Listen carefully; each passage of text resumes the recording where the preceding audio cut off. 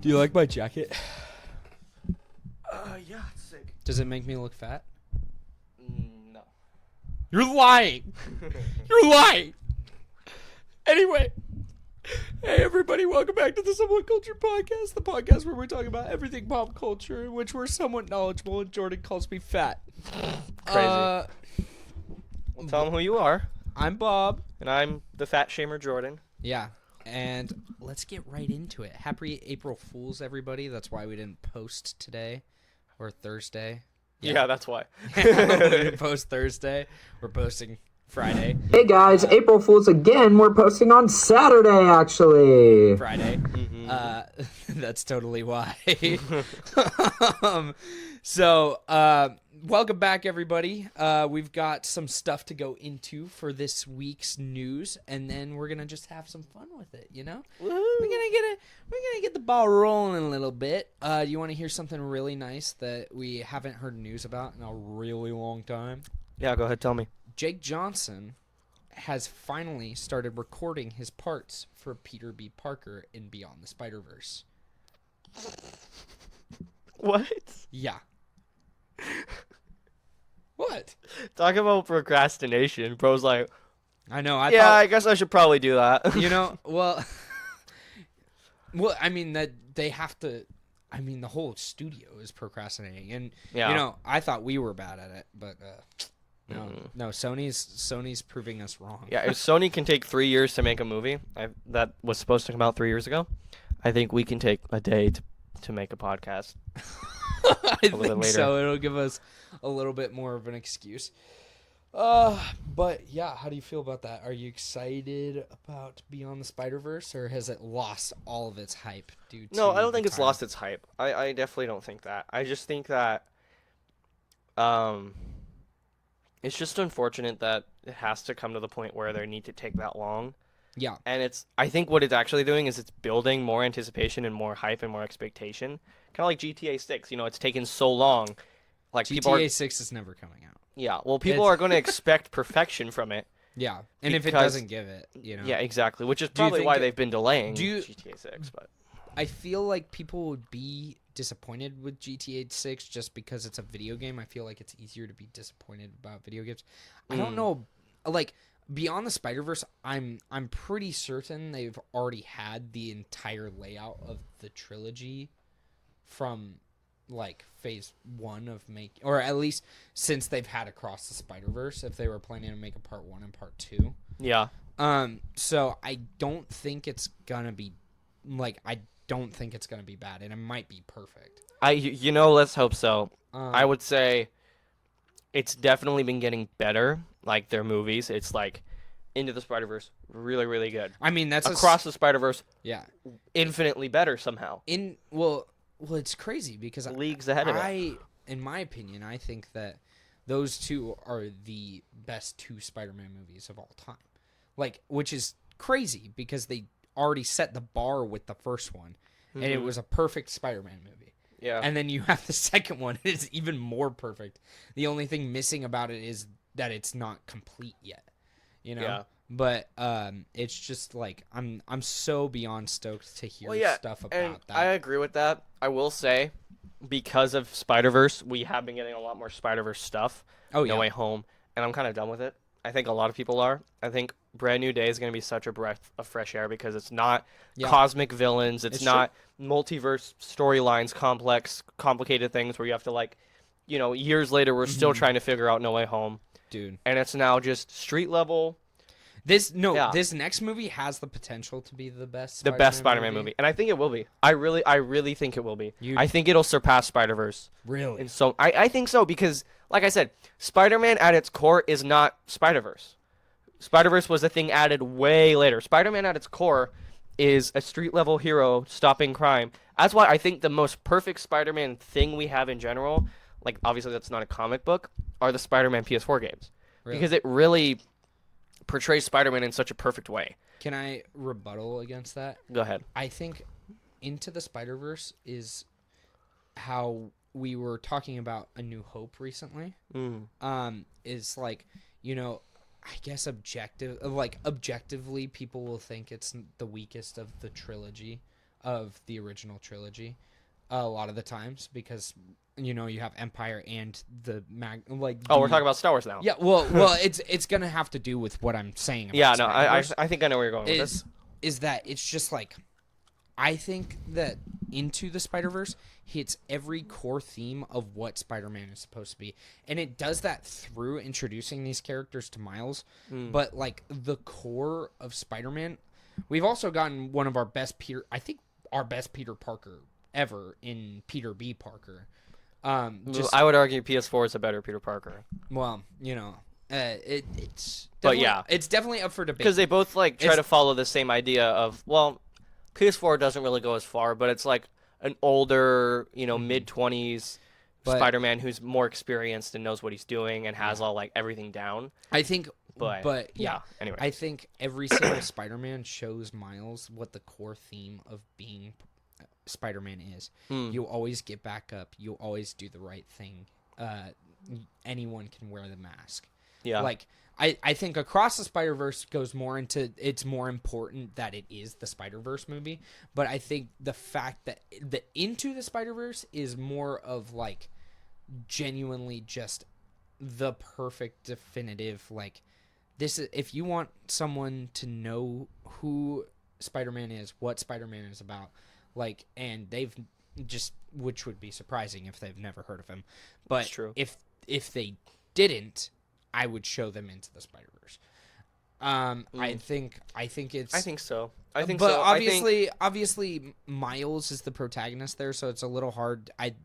I'd say in that case, you know, maybe Spider-Man PS4. Because Miles is Spider-Man, but Spider-Man at its core isn't Miles; it's Peter. I wouldn't. So that's why you want to go with. And Peter. even though I would want to show, I could show them Into the Spider-Verse. I would also show them Spider-Man the animated series from the 90s.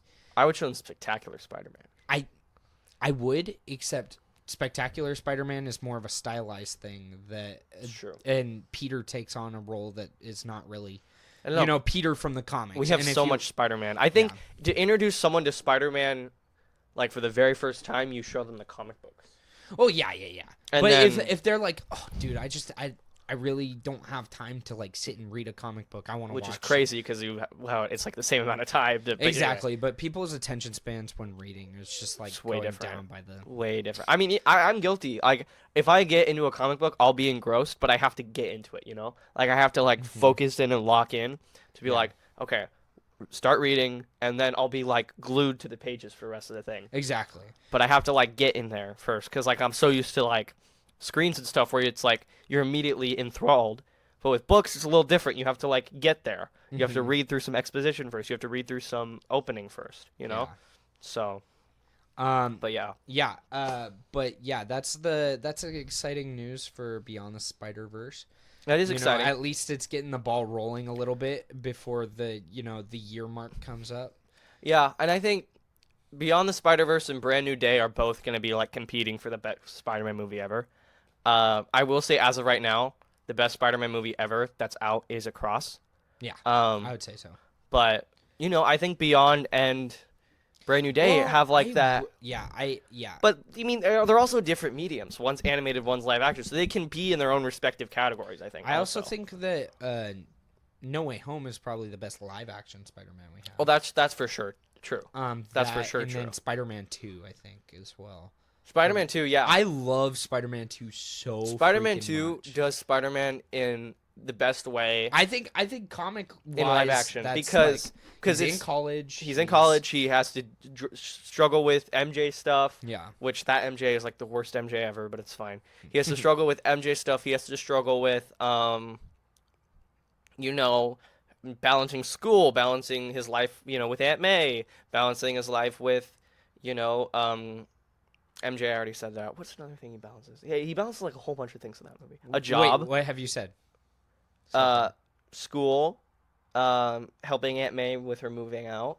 Okay. MJ, and then his job that he loses in the beginning, but then he starts doing freelance photography. Spider-Man. He has to balance. Well, he has to balance Spider-Man with these things.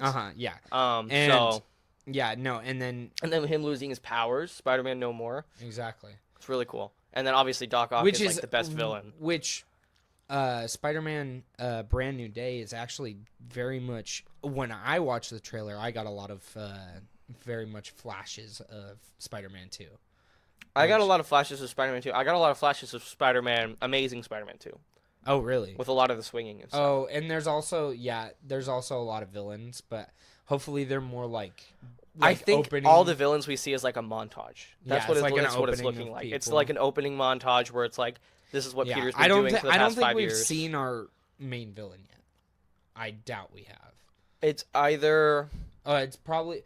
I think it's, oh my gosh. It's, It's not Sadie Sink, is it? No, because I think Jean Grey is going to join up with him to fight the main villain. Because Jean Grey, like I said, I think Marvel's done with the whole Jean Grey being evil thing. Yeah. We need Jean Grey. Because they tried Dark Phoenix once in the early Yeah. 2000s, and then they tried it again a few years ago. Well, yeah, and they're more than a few, but- rebooting, The X-Men. So we need our first X-Men in the MCU to be a good guy. We also need, we need a storyline where it's Dark Phoenix and then she comes back because like I'm pretty certain that Jean Grey isn't Dark Phoenix forever. Or then she dies. And we don't want that soon. Yeah. But anyway, I don't think it's gonna be Jean Grey. I think I don't even know who it could be, because we've seen who have we seen? We've seen Scorpion. He's not the big bad. No. We've seen what was it, Boomerang, and we saw like all those opening villains are not gonna be obviously the big bad. Yeah. People were thinking, who is it that's okay? Wait. Who's what? I'm gonna Google it real quick. I want to Google all the villains in Brand New Day. That's gonna be a lot. Yeah, is Punisher considered one of the villains? No, he's an anti-hero. Yeah. Every villain in Spider-Man Brand New Day trailer. What is this? Oh my gosh, this is okay. Oh. Okay, so we have Scorpion, we have Boomerang, we have Tarantula, the Punisher. He's not a villain. He's an anti-hero. The Hand. They might be the main villain. Like the whole clan. Yeah. Sadie Sink. Man Spider. Well, Man Spider is gonna be. It's Tombstone. That's who it is. That's you probably think who the main villain Tombstone's is. gonna be the main villain? Yes. Okay. And then I think Man Spider is gonna be an issue like towards the end of the film. Fair. Obviously. Good point. But yeah, that's a lot of cool Spider-Man stuff that's coming in the works. Yeah, we should probably move on from Spider-Man. Spider-Man. We'd had a whole episode of Spider-Man. So that show that we still need to watch, Wonder Man, is already confirmed for season 2. So did it just end? Yeah. Wow. Well, it just ended like a month ago, I'd say. Yeah. But still, it's like. And then we have Maul. When's Maul? Maul's coming out on the 6th. Woohoo! The same day we are going to see Super Mario is out, by the way. Super Mario Galaxy. Of Thursday. Yeah, as of April Fools. Or was it Was it April Fools? No, it was out on April Fools. So it was out Wednesday. Was that Wednesday or Thursday? Today's Thursday. Yes. As of filming this. Oh, today is Thursday. So yeah, as of Wednesday. Sorry. Yeah. I forgot. I just said Thursday because anyway. But we're gonna go see that the 6th, and then probably double feature Maul Shadow Lord as well, and in the evening. But which brings us to the movie we saw this week. Oh wait, does that bring us to it? Or is there more news? There's not actually that much more news. We go other over than that that, news? we could just talk about, obviously, go check out new Invincible episodes every week. They're steadily coming out. I know the episode 4 was actually the lowest rated episode of the entire show. Aren't they getting clowned for the animation? Isn't Yeah, it like well, the no. PNGs are back? So my bad. I'm guessing, but they're not getting clowned for that. Episode 4 was kind of just a boring episode. Oh, that's fun. But I think the rest of the season has been pretty peak so far. Yeah. So definitely keep checking that out. That's always going to be out on the weekly. But yeah, Mario is out. I cannot wait to see that. You're going to see at least a YouTube short from us going to the theater with the team on that one. That's going to be fun. Star Wars fan film is in production. Oh, you want to talk about that? Yeah, we can for a little bit. We're just finishing. So the yeah, script right now. we're still finishing the script. I'm trying to figure out some lore stuff. I'm trying to make sure my movie fits in with the lore. Details will come out about it soon as more. I'm getting my team together. We had a production meeting, we had a little meeting last week talking about timelines and stuff. And then this coming month of April, we're going to have a full-on production meeting with the whole cast, whole crew, everyone involved, and as many as possible. I mean, I'm going to have some people who probably won't be able to come, but as many people as I can have come to this meeting, they'll come. Yeah. And then we're going to begin pre-production these next months over the summer. Probably summer, yeah. And then the filming, we'll begin filming. I don't have a specific date, but it is going to be this coming fall. Yep. I know that. So we're shooting this fall, and then post-production will be in the spring. So the movie should be out within a year. Maybe less. We'll see. But it'll more than likely be a year by the time the film is out. Yeah. And there'll be updates and things if you want to follow the film. I think we're going to start posting videos about, pretty soon. Yeah, we were thinking about, if you guys haven't seen the Disneyland documentary, how it was built, they go into kind of detail on how Walt Disney would update people once a month on the production of Disneyland. It's going to be a lot like that. Very similar. Very much inspired by that. I already have my DP. While we're not shooting, his job will be DPing the documentaries. Exactly. He's going to be shooting everything we're doing behind the scenes. And then when we start shooting, I'll have someone else probably shoot that. But yeah, we're gonna have updates. We're gonna, there'll be concept art and people talking about it, and I'm gonna be talking about it, and I don't want to give anything away yet because the screenplay's not done. You want to give them the name of the screenplay? I don't. Project? I don't. No? I don't want to. We won't. I don't have a name of anything quite yet. I do have a project name. Well, but, yeah, that was what I was thinking about. Oh, well, yeah, that's just. It's called Project Fog. It's a cool name. Pretty ominous. But there's no name for the film yet. We're that early days. Just wanted to keep you guys updated. Just keep you in the loop about what's happening with the channel, what we're doing, all the time. Just so you know so you guys can see our progress. I think as we go along in this YouTube journey. Speaking of, you have a Hobbit video coming out. Something like that. Yeah. There's going to be a start of a new series on this channel that I'm going to be running solo. Where basically I'm going to be doing my own little nerdy commentary videos. But they're really fun. They're really energetic. I'm actually really proud of how this one's coming out. And I can't wait for you guys to see it.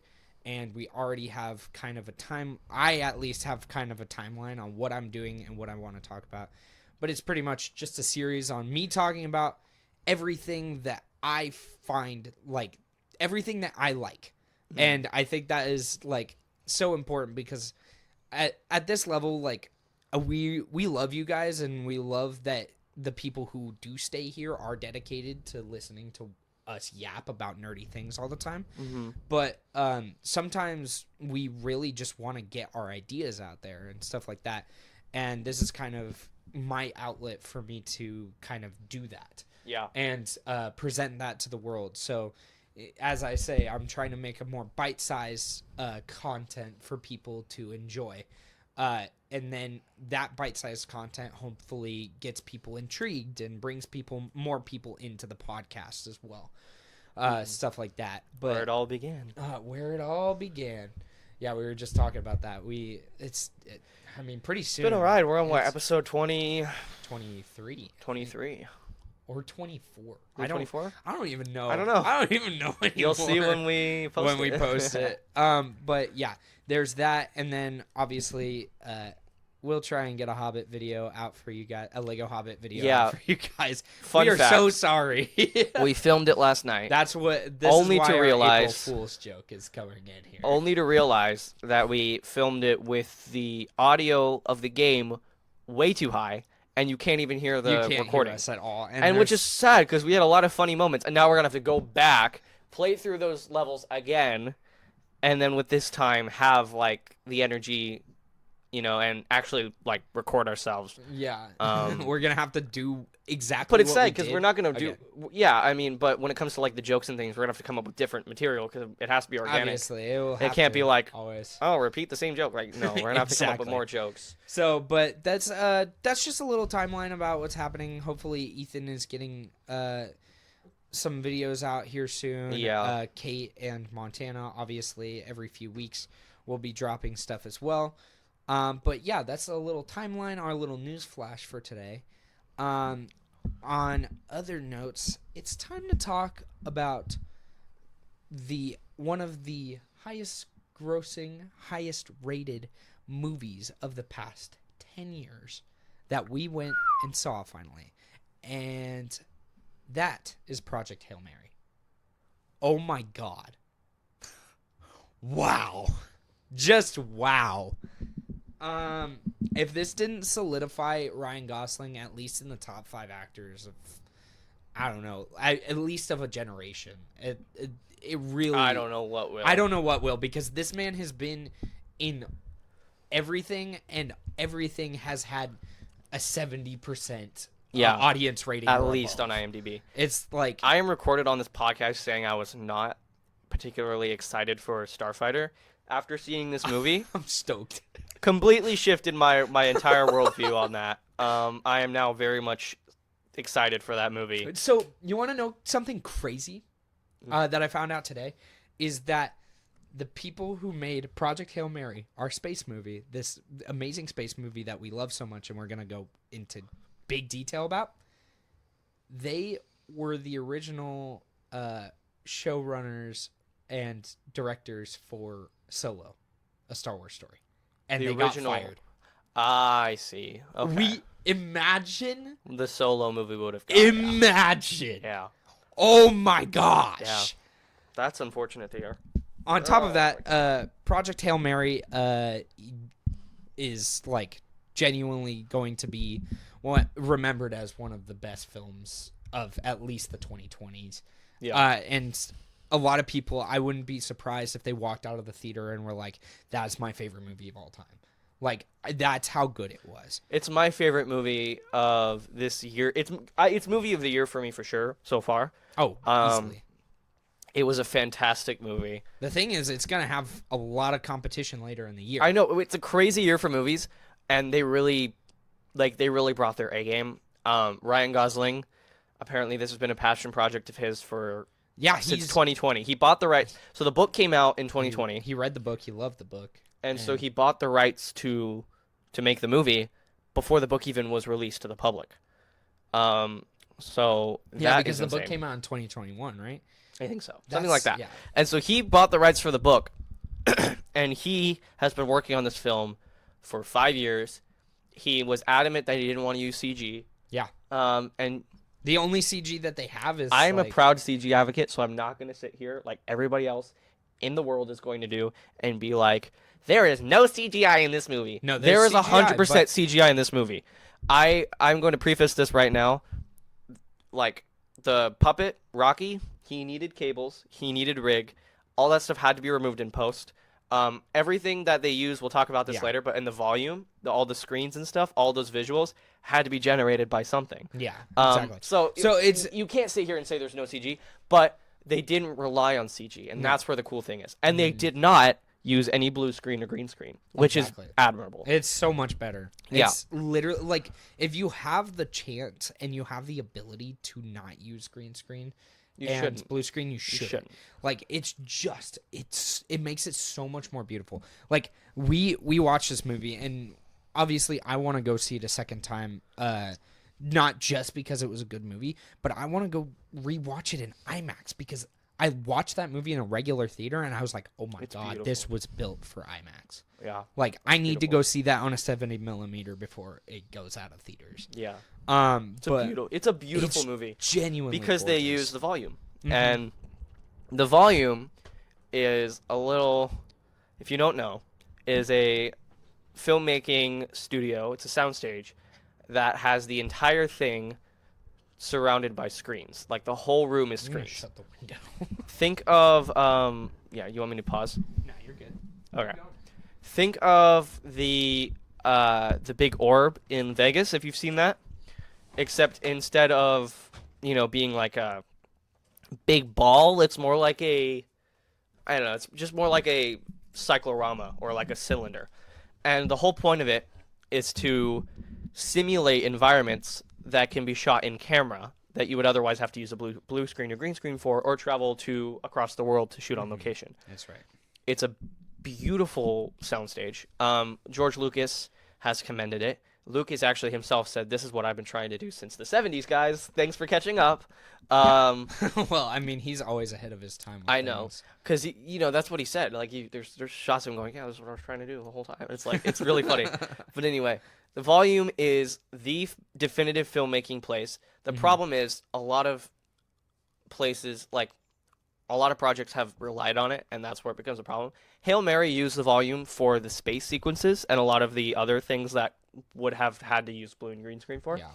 But they still shot, like, they didn't shoot in the volume for the beach scenes or for when they were on the base or exactly. anything like that. So because of that, it's it's got that good integration. Yeah, it's genuinely one of the prettiest movies I've ever seen. There's other projects like the Kenobi series, which relied on the volume heavily and shot literally everything in the volume virtually. There were other things. They shot in other places, but mostly everything was shot in the volume.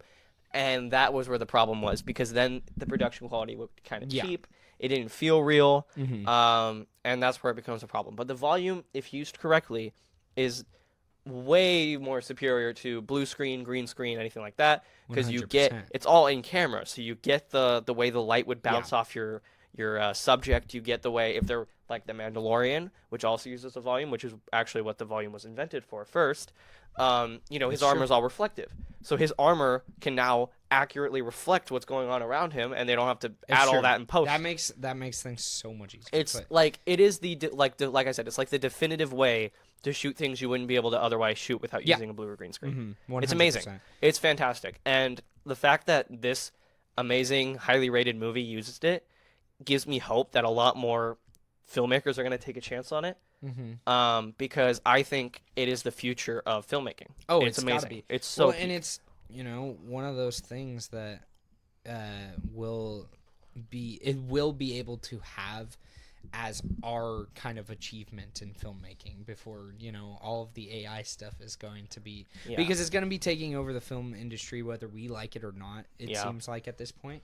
It's there's no way to escape it. We have anti-AI people, but there were anti-CG people. Exactly. And then CG became a thing. And so it's just it's just inevitable. A sign of the times. Yeah. If you've seen the movie, that's funny. But I like having that achievement and showing off what we can do and what we can still make with that kind of technology. 100%. But I wanted to just go into like the different reasons on why.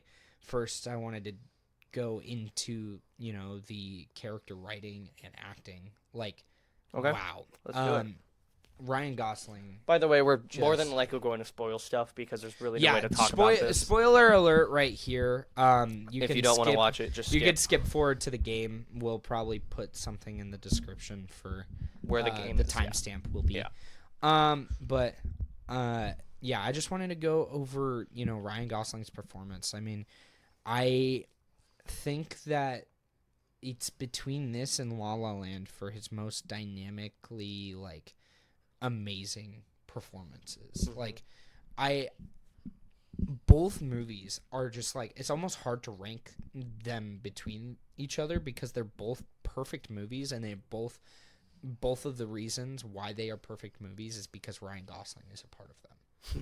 And it's true. It's true. We can keep talking all of this, some people will think oh, he's just a dude, even the jokes he's literally me, all these different things. And but the reason Ryan Gosling keeps getting jobs and keeps getting acting gigs and keeps showing up in a movie that you're what the heck is he doing there, is because he's an artist and he's chasing art, and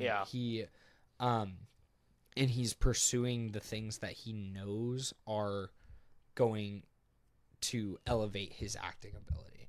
And I think that's so from an acting perspective, as being in the movie, he's already good, but it makes him even better when he knows his strengths and he knows where to go. Yeah. And even when he does do a project that no one would think he A project. Sorry. project is Anyway. crazy. As in a Project Hail Mary. Yeah, exactly.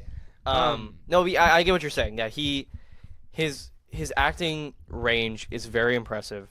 I think the best part about Project Hail Mary is that it allows him to show both sides of his acting. It's a funny movie. Like, there's a lot of comedy. Which you would not expect. But it's also a very emotional movie. It's a very heartfelt movie. It's got a very good message. Yeah. And so you have that duality of really heartfelt, pulls on your heartstrings, makes you cry moments. Yeah, and then a you lot have of those moments. And moments of just like pure comedy, pure joy. That's the other thing. It's just pure joy. Watching the movie, you feel happy. It's one of those movies that just makes you like genuinely just feel joy inside because you're like experiencing. Because it deals with themes of like making connection with other, people, like other. Yeah, I mean, like obviously Rocky the alien, he's an alien, but he represents like making connection with someone else who's not like you. Exactly. But you have that common thing where you're both, not in this case, but in our case would be you're both human beings. You're both, beings of emotion and love. And the main thing is it's just a beautiful connection between Rocky and Ryland. Yeah. And that's what I really love about the movie. It's just like they build this strong bond. And it's not the first time we've seen a movie with a human building a bond with an alien, E.T. Yeah. But this is just done in such a way where, first of all, it feels like it's plausible. Because the way he is able to communicate with Rocky, like he has to like, put it in a software. Exactly. And then he has to like, and it's like, he has to like, okay, what's your word for this? He had to like understand what he's saying. It's not like E.T. who could just suddenly speak English. It's like, yeah, no. And this guy knows what he's doing. It's like a lot of connection is based off of learning about the person. Yeah. And where they come from and who they are. Yeah. And that is what that relationship was built in there. It was perfect down to the last minute detail. Like it genuinely, I have not seen a better way of learning how to like showing people how to connect with other people who are different than you. Yeah. On top of that, like just the character of Rocky in general. I mean, the funny part is he's just a rock with legs.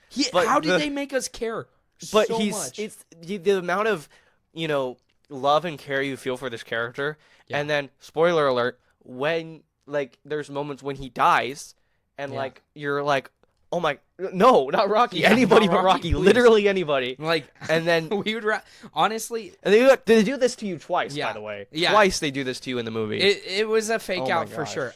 Which also didn't really hate that they did it a couple times. Oh no, I think no. I mean it's good writing, but like that's what I'm talking about. Yeah. It's you feel so much care for this character, and you want him to succeed, and you want Ryland Grace to succeed because you want automatically you're gonna root for the humans. But in this movie, you root for the humans and the aliens. You root for both. You don't even get to meet Rocky's people to the very end, but you get to see like how much he cares for them and what he's been through. I mean, just like Grace, his whole crew died but him. So they have already that thing in common, that mutual thing. And so you want Rocky to succeed. You want his family to receive the what's it called? What are they called? I don't know. The substance they come up with at the end of the film. I don't remember what it's called. The astrophage? The astrophage is like the xenonite. The xenonite is the stuff that Rocky's ship is made out of, right? Right. What is he? Or xenonite, because it's made of xenon. But what does he invent at the end of the movie using the things they collect? Astrophage, centrifuge? No, that would be how they create the gravity. I can't remember. It's so scientific. It's centrifuge. Interstellar does the same thing. It's a theoretically possible thing that if you spin the ship, you can invent your own artificial gravity. I don't know. I forgot. But anyway, that's also an Interstellar. It's something else. I forget what it's called. But he invents this new element that they both take home that will kill off the astrophage, so that their sons stop getting eaten. Yeah. So they can continue to live. Both of their planets. Yeah. Grace and Rocky save stars. When he comes to that hard decision of, it's not stable. Rocky's gonna get killed. But I can't. I don't have enough fuel to go back home and save Rocky. And he decides. But he decides to save Rocky, Mhm. and it's that redemption. It's so Because so good. he is struggling throughout the film with his cowardice and how he can't overcome his fear even when given the best pep talk in the world of Yeah. you're gonna save the human race, blah blah. He's like, I can't do it because he's too afraid, and I feel like we can all relate to that. Well, Like, it's not only not to he's be- afraid, but he doesn't believe in himself. Yeah. It's a movie so rich with theme, just like almost every single theme trope is in this movie. And you really just, because it's like we as humans don't just feel one certain theme in our life. Like there's so many different themes to our lives that we have to, and tropes that in life that we have to overcome. Yeah. And one of those things is, not being able, like feeling like you're not able to do what you were made to do. And like, again, Ryan Gosling has to be credited here because like he's literally me. Like, that's what I was gonna but say. His, like, it's Not to so be funny, but yeah, it's true. Like you can relate so well to and this that's- specific character. and all of Ryan very good. Gosling's characters, I think, have to are so that's why the joke is what it is. Because his like, characters are relatable. They're the He most plays them in such a relatable way people. where you can see yourself in him. Exactly. Yeah. And it makes him so much more of a human person. Maybe not but Ken. Maybe a little bit of Ken. I relate to Maybe Ken. a little bit of Ken. Maybe a little bit of Ken. But I love Ken. Ken is still amazing though. Which, as a by the way, character. I saw that movie for the first time this past weekend, and not my favorite, but I really did love just how funny Ryan Gosling was in Dude, the movie. I didn't expect him to be the villain. That was a twist. Yeah, no, it was crazy, but yeah. Because I thought his whole thing was just he was comic Well, relief. no one's really like a villain. That's like Jar Jar being the main villain Yeah. of the Phantom Menace. I Well, was like, not saying that he was, no but one, like, that's no kind one's of how that really would the be. villain in that movie. They're very much like not on the same page. That's the whole thing. It's like it's not on the same page to the point where like, oh, I'm the villain and I'm gonna kill you, and I'm the hero and I need to kill the villain. My main It's issue like, with Barbie was just it was just too all over the place with its story, Yeah. and it just didn't feel like satisfying to Barbie was a comedy to watch. 100%. 100%. And it had some very it had heartwarming moments, but it was definitely meant to be a comedy. Yeah. And but Anyway, yeah. we're not Anyway, talking about Barbie. We're talking about Hail talking Mary. Ryan Gosling. But Hail Mary. Hail Mary, Specifically. like everything, like yeah. So just like to wrap that part up is just like I think that Ryan Gosling definitely deserves any awards coming his way. Hopefully it's his first Oscar win.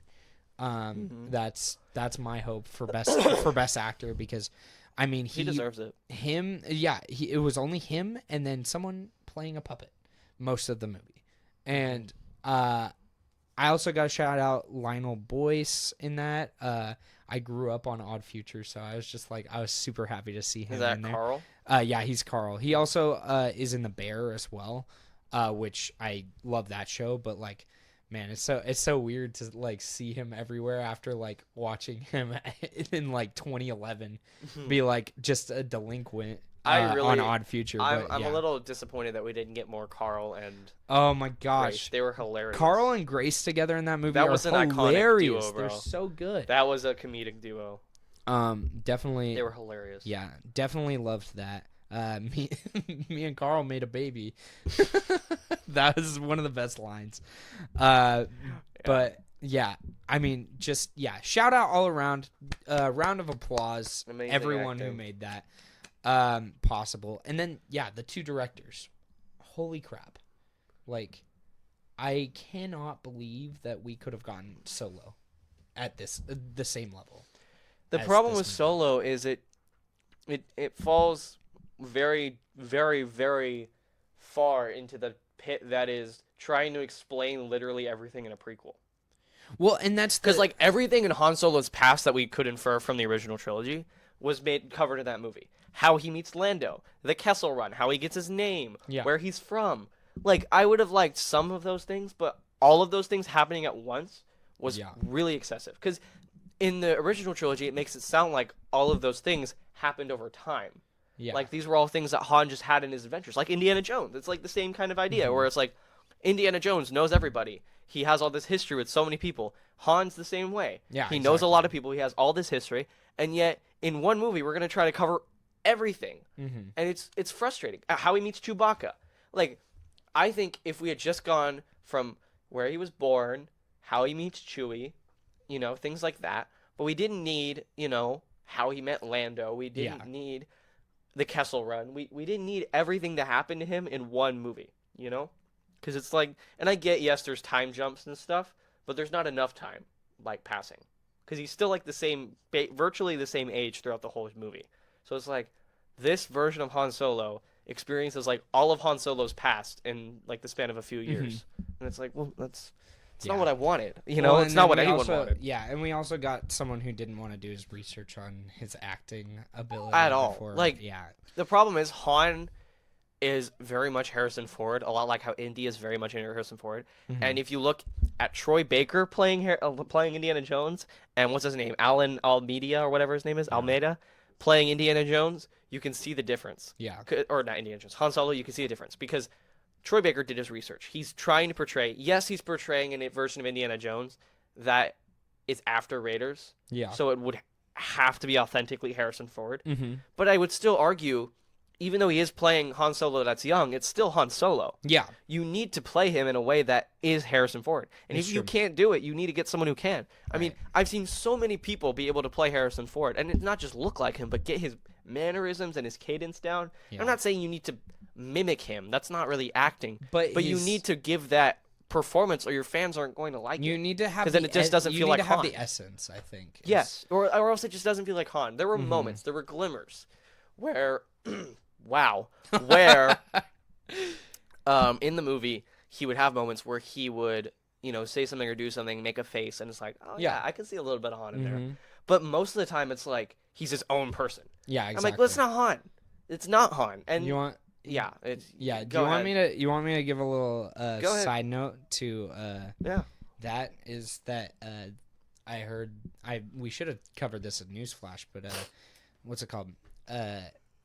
Aragorn's finally been replaced for Hunt for Gollum. Oh gosh. Yeah. So it's gonna be. His name is Leo Woodle. Does he at least look like him? No. Oh my. Not really. Oh my god. And Ian McKellen's coming back. Ian And McKellen this is Peter and- Jackson verse. Yeah, Ian McKellen Oh. and Elijah Wood. Yeah, we can't get. What's his name? Leo Woodle or Viggo Mortensen. Viggo Morrison. Yeah. We Um, can't get Viggo Morrison to play Aragon.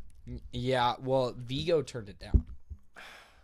But Andy Serkis is directing it, so I'm very like. Well, Andy Serkis better be in it because it's the Hunt for Gollum. Well, yeah, he's gonna be in it, but he's also gonna be directing it. I thought it was Peter Jackson directing it. It's Peter Jackson verse, but it's not gonna be. It's Well, then I don't know if it counts. yeah. Also, did you hear that? What's it called? What's the talk show host that really likes Lord of the Rings? Stephen Colbert. Mm. Did you hear him and Peter Jackson are making a new Middle Earth movie as well? No. They are. They're working together on it. So why don't we just get that and? No, but they're doing multiple. So they're doing Hunt for Gollum, but Stephen Colbert is doing a section of Lord of the Rings that was never covered, which was the Tom Bombadil to the Barrow Downs. All right. So, which I mean is a long enough part to make like a shorter movie out of. Yeah. Which I would love to see, honestly, because it's Peter Jackson, but it's also Stephen Colbert. And Stephen Colbert, if you haven't seen the Colbert Show, like he is so knowledgeable about Lord of the Rings. Like he's like me or your brother on crack. It's ridiculous. And he knows everything. And he could quote pages of the book. And so he is just like probably the leading expert in Lord of the Rings knowledge, I think, in any like celebrity circle. So I would say I'm very excited for him to actually be living out his dream and working on a movie with Peter Jackson That finally is cool. about that. Are we having returning actors for that too, like Elijah Wood? Billy Boyd? They're currently in the writing process, so Okay. I don't exactly know, but at that point, I think this would be Elijah Wood's last go around as Frodo, as well as In Hunt for Gollum?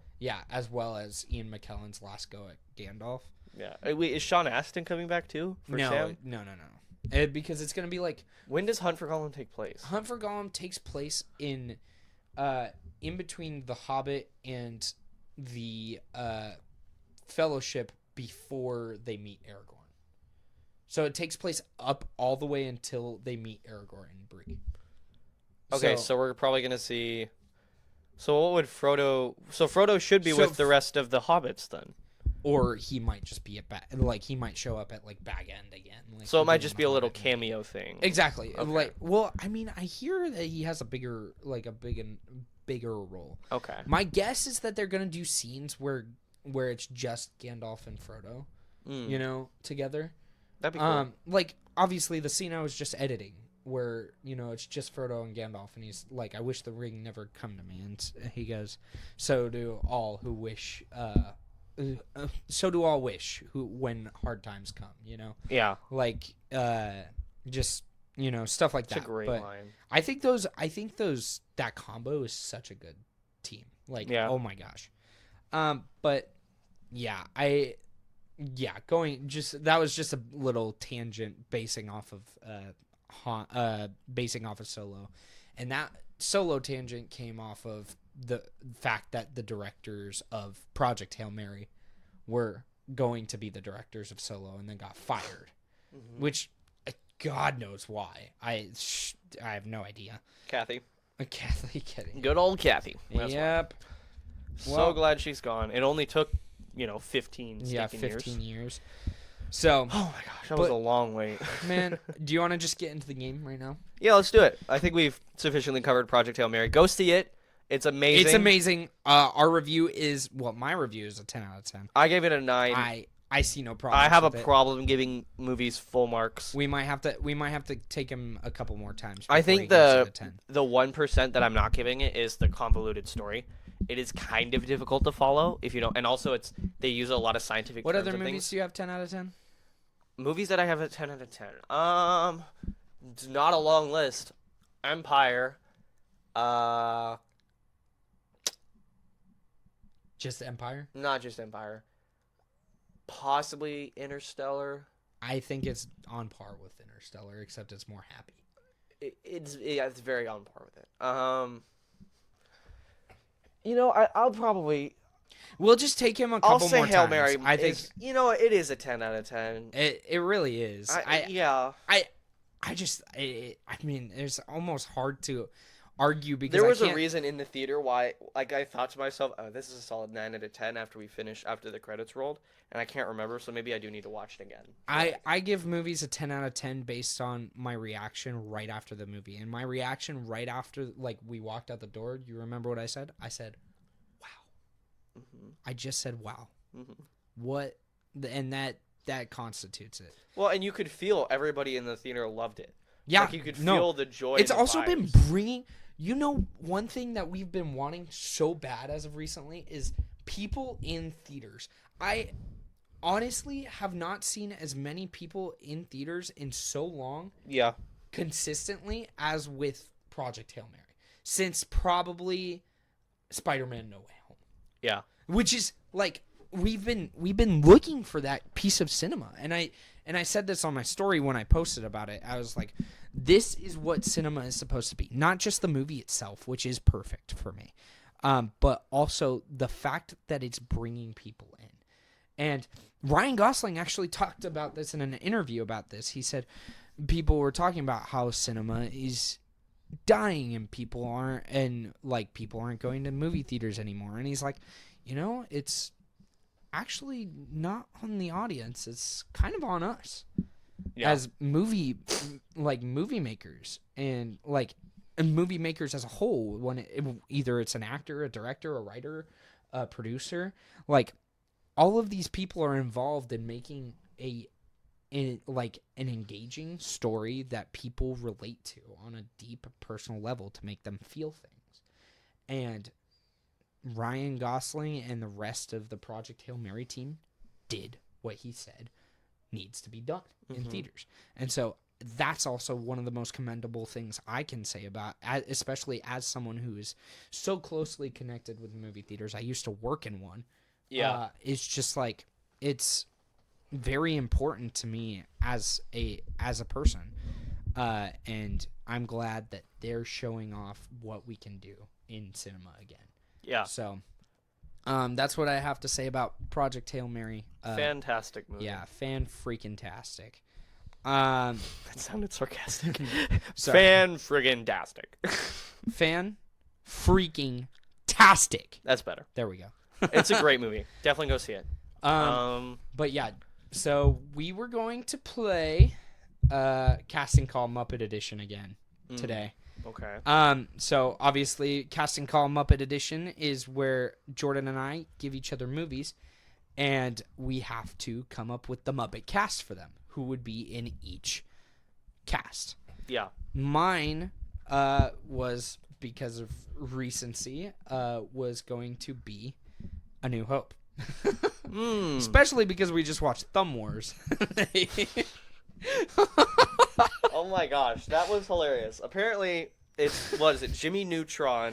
Yeah, the creator of Jimmy Neutron. I was surprised that he has his own thumb filmmaking studio. Yeah, where they use their thumbs. Entertainment.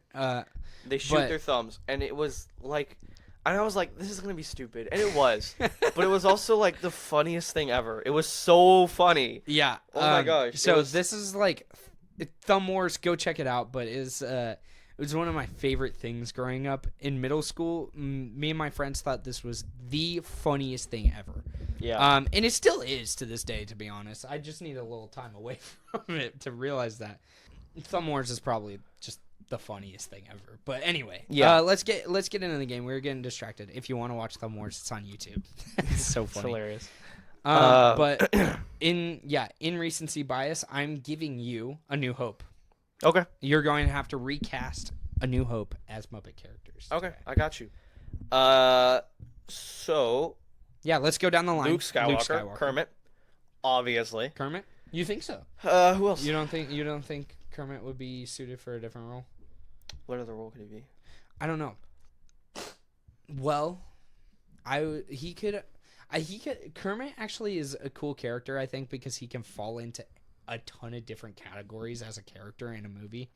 Yeah. He could be a mentor. He could be a villain. He could be anything. He just doesn't. Maybe he doesn't fit the younger type. He could. He's old, you know. Yeah. I mean, I guess you could put. Who else would be? I guess you could give Luke to Scooter. Well, maybe Scooter, maybe Gonzo, maybe. Gonzo's too funny. Gonzo would be like Chewbacca or something. No, Gonzo's C-3PO. Oh yeah. Well, I mean C-3P Gonzo. Oh yeah, because you have Rizzo and Gonzo. Yeah, and Rizzo's R2-D2. Yeah, 100%, 100%. I'm not sure. Should we get our humans out of the way? I think Obi-Wan is the first human. Okay, who's playing Obi-Wan in this one? Michael Caine. Michael Caine, as always. Wow. I don't know. I love that. No, actually. Ewan McGregor. Well, he's old enough now. Exactly. He's just got to dye his beard. What's funny is, I don't know if you've seen in the behind the scenes of Revenge of the Sith and in a bunch of other things, if you compare Ewan to Alec Guinness side by side, they have crazy similarities. Features they have the same nose, same ears, the same eyes, the same mouth. That's their crazy. Head shape is the same. Their hair is in the same part. They are this very similar looking. Yeah. Even when I'm watching A New Hope and I see he goes, Obi-Wan Kenobi, do you know who that is? And he Ben gets that wistful look in his face. Yeah. I see Ewan McGregor. I don't know how. I just see Ewan McGregor in his eyes. And Yeah, it's really crazy. creepy. It's really creepy because Alec Guinness is just such a talented A-tier actor. Probably I think both of them one are. of the greatest of all time. He's from the same school as Ian McKellen and Christopher Lee. Yeah. Same bunch. Mm-hmm. That when when he's acting, he's playing a character who's gone through so much and you haven't even seen it. Yeah. This wasn't even invented yet, and yet he knows exactly how to play the part. And when you watch the YouTube video, Obi-Wan is PTSD, you can see like the flashbacks and you can see in his eyes what his he eyes went through. say it all. Oh my gosh, it's amazing. But anyway, Mhm. so So- I think Obi-Wan is the first human. I think the second human is. So wait, are we doing Michael Caine or Ewan McGregor? I think Ewan McGregor. Okay. I think the other who's the other human? Who's the other human? I'll let you decide. The other human has gotta be. Man, I think. Oh, I don't know. I don't know who the other human would actually be. Maybe we don't need another human. You don't think so? No, I don't think so. Honestly, who else would you think? I think we could have. Okay, yeah, just Obi-Wan is the only human. I think that's fair. For right now, I think Kermit is Luke Skywalker. Kermit? No, because Kermit and Peggy. Peggy's Princess Leia. It would be So Kermit would have. Kermit would have to be Han. and then Fozzie. Fozzie's Chewie. Yeah.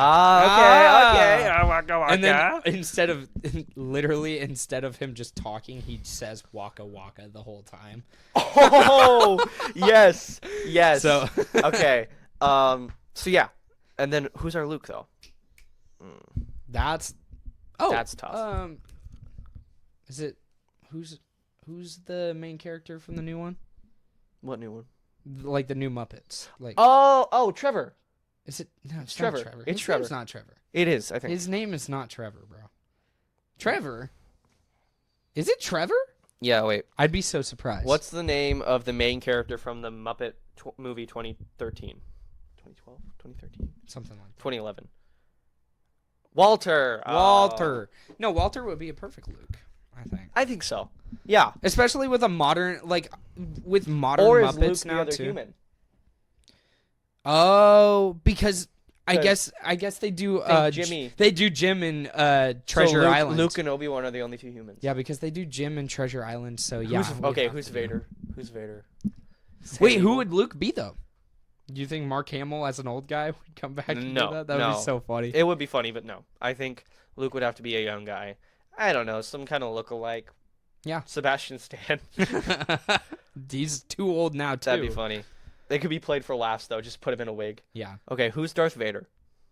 Darth Vader. Oh my gosh.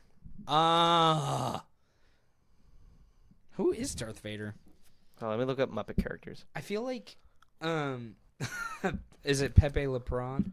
He's always No, Pepe Le No. Peon has to be like the owner of the jazz bar. I don't know. The problem on with, Mos Eisley. problem with Muppets is none of them are like Darth Vader material, Let me see who's which there. means Darth Vader. I feel may like have to be Fozzie here. would be a funny Darth Vader, But he has to be Chewie. Chewie, yeah. So Animal. that's the Oh, unless Animal's Chewie. Oh, yeah, that's true. But Animal works. do you think Fozzie works as Darth Vader? I think Fozzie is really funny as Darth Vader. I feel Okay. I fear he would be hilarious. I feel like Or is Sweetums Chewie?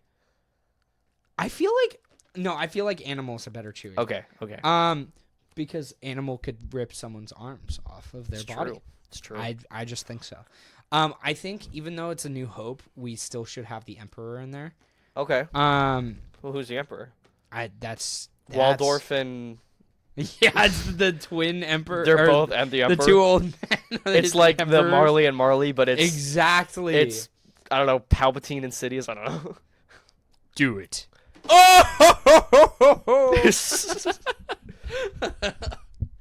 Dude, that would actually be That would be pretty That would be pretty freaking funny. That'd be to pretty be funny. honest with you.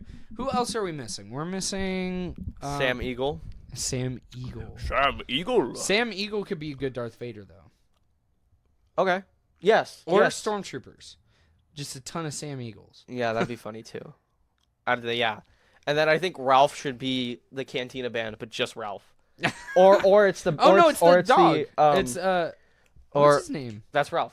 That's Ralph? Or Ralph? it's the what's it called? Oh, the band from The band. Yeah. Are they Electric Mayhem? Yeah, something. Yeah, Something I like think it that. is Electric Mayhem. Yeah, it's them. But And then who is Honeydew and Beaker? oh my gosh. Honeydew and Beaker is probably going to be Luke's parents. No. That would be so funny. Luke's parents need to be human because Luke's human. I No, think but that would. Honeydew and Beaker need to be What? You don't think that would be funnier if they it need to like have a demonstration of how to blow up the Death Star. of how they're like Shoot Akbar your proton torpedoes. or I guess Akbar. This tennis ball will represent a proton torpedo. Oh no, Beaky! Beaky will represent an X-wing. Just like slingshots him across. That'd be peak. Oh my gosh, that'd be funny. Well, anyway, I think that's our movie. yeah. I think So got our cast. we have a cast. Sorry, That's it. short and sweet, but Yeah. we're just running over time. We so definitely do. We have to cut it off. But hey, we got our cast, and we We got a podcast. we got a episode out this podcast week, episode, guys. which is much better It's a miracle. than Beyond the Spiderverse. Is Yeah. what we've taken out. not of exactly this. a blockbuster episode, but they can all be. Hey, we had cinema. fun. We chilled. Project Hail Mary. That's cinema. Go see That it. is cinema. Go see that movie right now. Go see that movie right now. It's so good. Anyway, It's guys, really good. we All right, love guys. you. God loves you. Have a blessed day.